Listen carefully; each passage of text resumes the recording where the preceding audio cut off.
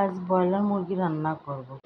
প্রথমে হলুদ, লবণ, মরিচ দিয়ে মেখে রাখবো। ফ্রাই প্যানে মাংসগুলো আস্তে আস্তে ভেজে নেব।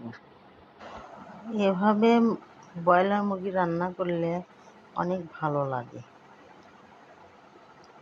লাল লাল করে ভাজবো।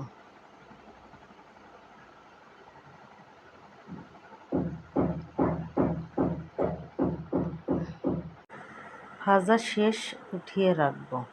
পেঁয়াজ ভাজবো, তার ভিতরে হলুদ, লবণ, মরিচ, আদা বাটা সব কিছু দিয়ে আবার কষাবো।